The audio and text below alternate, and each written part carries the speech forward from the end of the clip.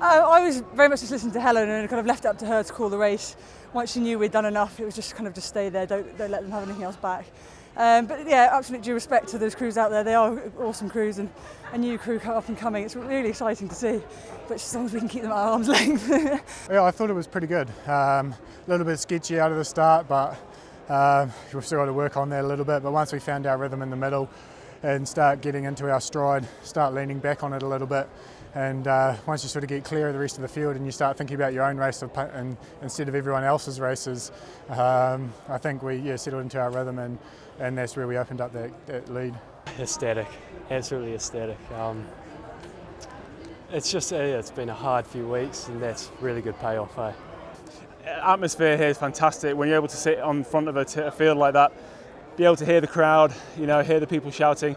That's what Lucerne does best. It brings people to the event, gives it a real atmosphere, and to come home with a race like that, an atmosphere like this, that's what sport is. I'm really happy. From my seat, that was, I'd say, one of our best rows this season, one of our best races. Through the middle, we were on a really nice, smooth rhythm. For me, that's what rowing should be all about, making it look easy, hopefully. And relatively, we've had harder races physically, so I'm really pleased with the way that one felt. I really liked the race. It was much fun, and we just moved the boat right, and so we were lucky to manage to win. Yeah. We are very satisfied with our rowing. We have some problems. When we came here first race, it wasn't that good, but we get our feeling next training, so it was very good. And I think it's the best race of the week, and all the sensation, the feeling was good with Steny. It's good news for the next World Champs, and we're very happy today. It's an amazing day. It's very, very cool.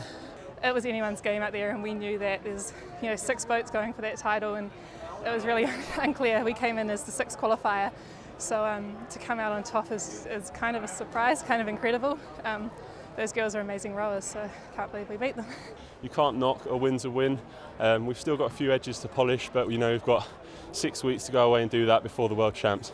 So really positive result from today, and looking to build on it. I'm really happy because I think we had more pressure on us than we did in France, so I think the challenge here was to almost repeat the same thing with a couple of tweaks, but be able to do it under more pressure.